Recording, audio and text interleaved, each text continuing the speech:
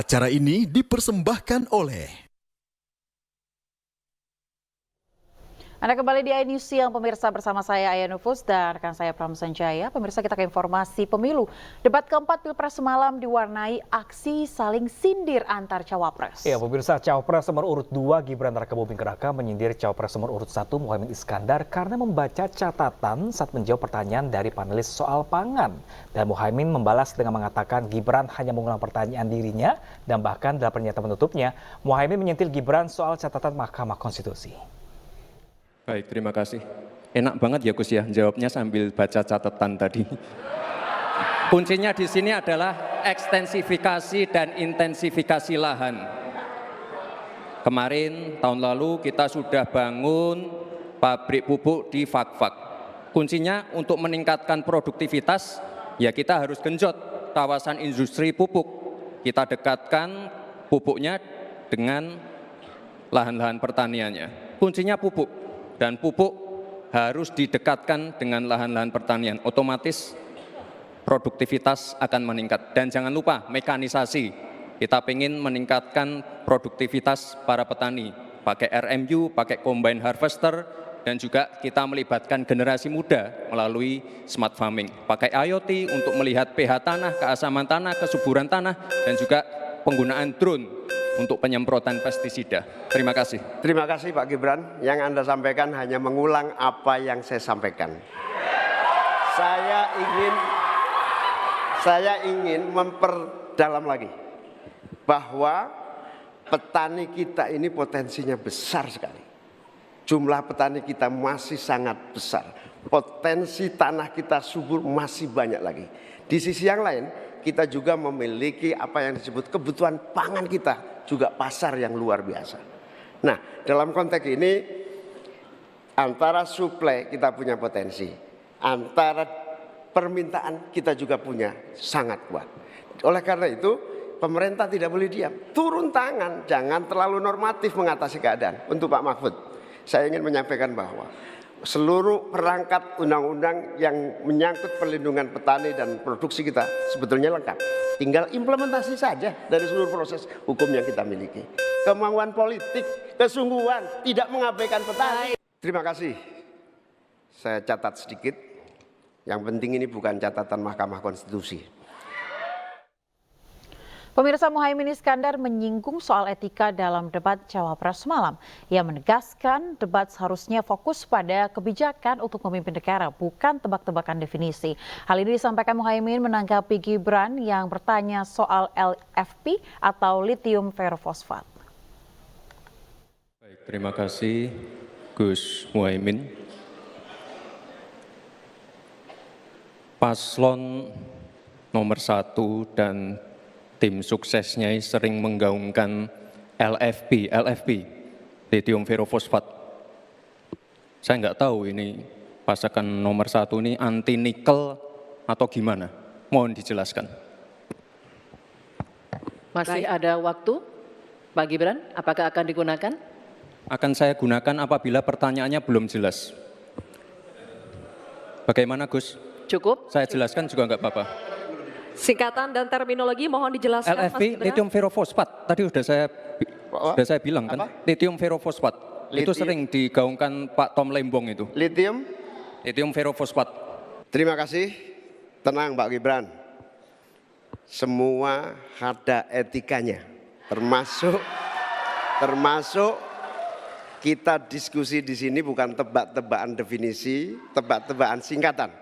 Kita levelnya adalah policy dan kebijakan. Prinsipnya sederhana. Semua kembali kepada etika Pak Gibran. Etika, sekali lagi etika. Etika itu adalah etika lingkungan.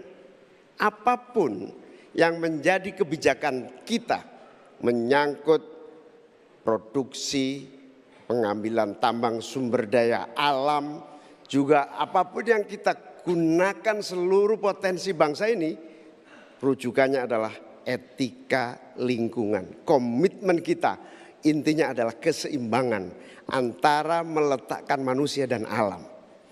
Keseimbangan ini tidak bisa ditawar-tawar. agar pembangunan kita berkelanjutan, agar melibatkan semua pihak yang ada. Tidak ada satupun yang tertinggal, sehingga produksi yang kita munculkan pun dari tambang, dari litium, dari apapun itu tidak sembrono dan tidak sewenang-wenang. Bahkan yang lebih parah lagi, tidak mempertimbangkan lingkungan dan keberlanjutan masa depan. Sekali lagi, intinya bukan hanya etika lingkungan, tetapi etika bahwa forum ini adalah forum policy yang berharga. Jangan-jangan kalau kita tebak-tebakan definisi di sini, saya ragu kita ini levelnya SD, SMP, atau jangan-jangan ijazah kita palsu semua di sini. Ini yang mengagetkan. Jadi kalau tebak-tebakan, ya bukan di sini levelnya. Di sini adalah kebijakan kita untuk memimpin negara.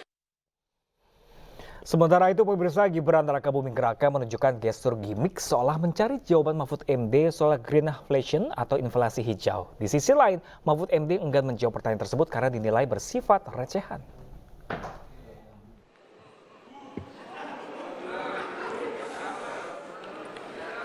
Saya lagi nyari jawabannya Prof. Mahfud. Saya nyari-nyari di mana ini jawabannya. Kok nggak ketemu jawabannya.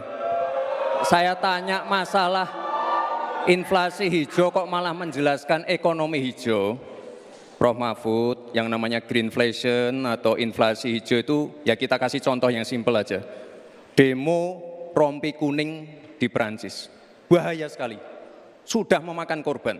Ya, ini harus kita antisipasi, jangan sampai terjadi di Indonesia. Kita belajar dari negara maju. Negara maju aja masih ada tantangan-tantangannya. Intinya transisi menuju energi hijau itu harus super hati-hati. Jangan sampai malah membebankan R&D yang mahal, proses transisi yang mahal ini kepada masyarakat, pada rakyat kecil. Itu maksud saya inflasi hijau, Prof. Mahfud. Terima kasih. Saya juga ingin mencari itu jawabannya ngawur juga itu. Gila ini. Ngarang-ngarang ndak karuan mengkaitkan dengan sesuatu yang tidak ada, gitu ya. Begini loh, kalau akademis itu gampangnya kalau bertanya yang kayak gitu-gitu tuh recehan, gitu. Recehan. Oleh sebab itu tidak layak dijawab menurut saya. Dan oleh sebab itu saya kembalikan saja ke moderator. Ini tidak layak dijawab pertanyaan kayak gini. Tidak ada ini jawabannya. Terima kasih. Cukup buat Pak Mahfud? Masih ada waktu Bapak? Saya kembalikan. Cukup ya? Baik. Saya kembalikan. Tidak ada gunanya menjawab. Ya, sementara itu pemirsa, saat bertanya terkait impor komoditas pangan, Mahfud MD menyindir Gibran dengan menyebut tidak akan memberi pertanyaan jebakan dan receh karena menghormati Gibran sebagai cawapres. Namun Gibran justru menyebut Mahfud MD sedang ngambek. Saya menghormati Anda sebagai calon wakil presiden sehingga saya tidak akan bicara secara menjebak dan receh-receh. Saudara, pada tanggal 17 Februari 2019 dalam sebuah debat calon presiden itu Pak Prabowo mengatakan bahwa Pak Jokowi itu menyampaikan tidak akan mengimpor komoditas-komoditas pangan jika nanti terpilih presiden. Ternyata kata Pak Prabowo nih, 4 tahun memimpin Pak Jokowi masih mengimpor dan itu merugikan banyak petani. Nanti dicek ya bahwa itu pertanyaan Pak Prabowo ke Pak Jokowi saat itu. Pak Jokowi bilang tidak akan ngimpor. Tapi sampai sekarang kita masih mengimpor banyak. Malah semakin banyak mafianya impor mengimpor bahan pangan itu. Nah itulah sebabnya apa usul Anda untuk menyelesaikan masalah 5 tahun lalu ini? Sepertinya Prof. Mahfud agak ngambek ya, soalnya saya sudah 2 kali memberikan pertanyaan yang sulit. Carbon capture, greenflation, selalu dikomenin pertanyaan receh. Ya kalau receh ya dijawab Pak, gitu loh, segampang itu. Oke, masalah pangan, masalah impor. 2019 sampai 2022 kita sebenarnya sudah swasembada beras. 2023 ada impor karena El Nino Pak. Dan ini terjadi di sebagian besar di belahan dunia Pak. Kuncinya sekarang adalah bagaimana kita bisa bekerja sama melakukan ekstensifikasi, intensifikasi lahan di tingkat desa sampai tingkat nasional secara efektif. Pupuk itu kunci. Makanya kemarin ada pabrik pupuk di Fak-Fak. Ini kunci untuk meningkatkan produktivitas. Lalu mekanisasi. Ini kalau tidak ada mekanisasi, produktivitasnya tidak akan meningkat. Ada combine harvester, ada RMU. Ini wajib untuk meningkatkan produktivitas sekaligus mengurangi food loss atau food waste. Lalu tentu saja kita harus menggandeng anak-anak muda. Misalnya di Jabar sudah ada program petani milenial, ya kita juga harus mengedepankan smart farming. Kita pakai IoT untuk mengecek kesuburan tanah, pH tanah, keasaman tanah. Penting sekali itu, Pak.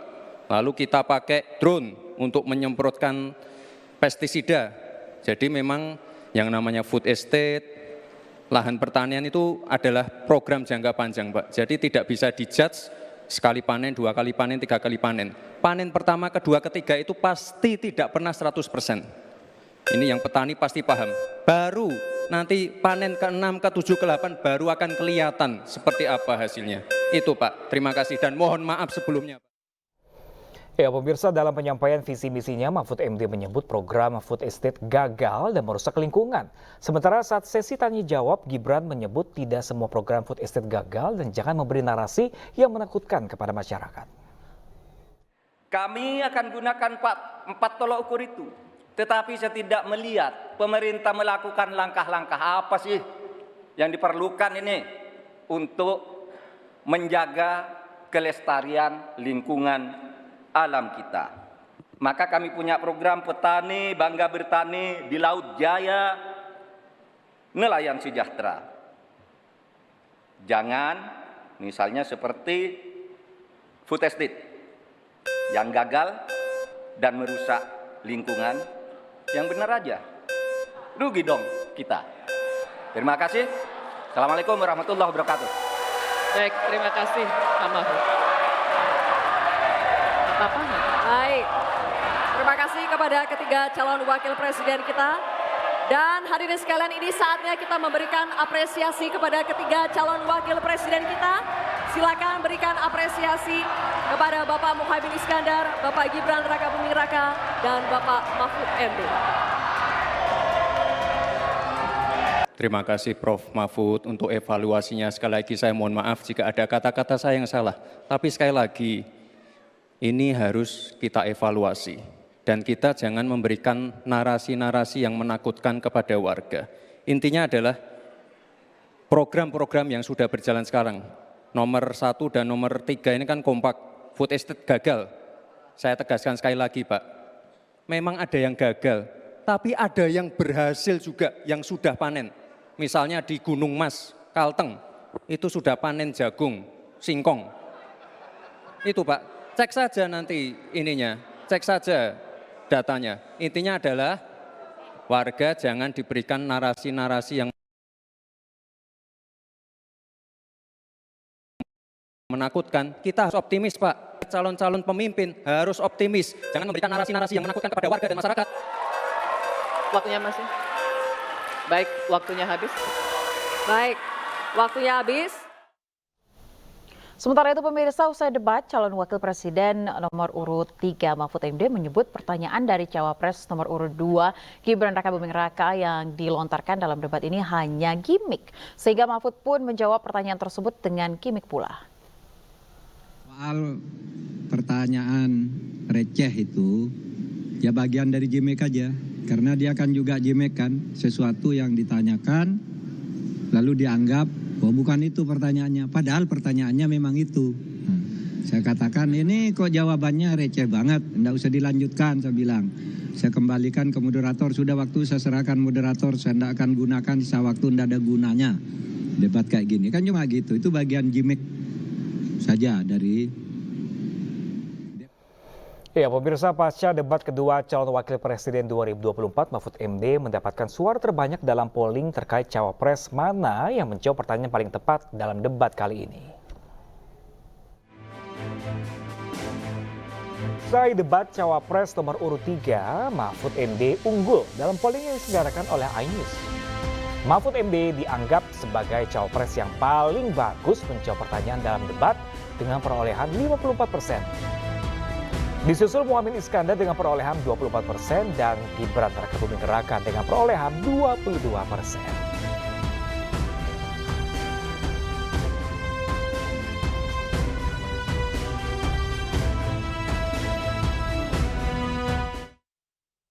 Ya pemirsa, calon presiden nomor urut 3 Ganjar Pranowo bersama Ketua Umum Partai Perindo Haritanu Sudibyo dan Dewan Penasihat Tim Pemenangan Nasional Ganjar Mahfud Yeni Wahid pagi ini hadir di kantor Persekutuan Gereja-Gereja Indonesia atau PGI di Geraha Oikumene, Salemba, Jakarta Pusat.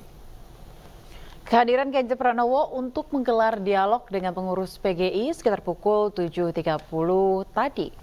Ganjar akan berdialog dengan anggota dan pengurus Persekutuan Gereja-Gereja Indonesia atau PGI mengenai situasi kebangsaan saat ini.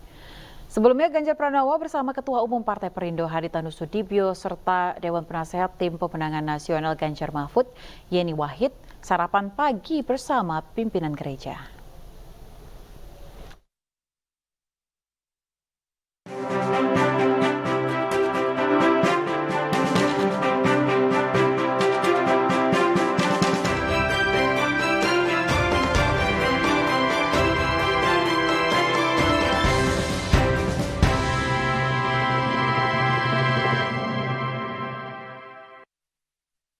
Acara ini dipersembahkan oleh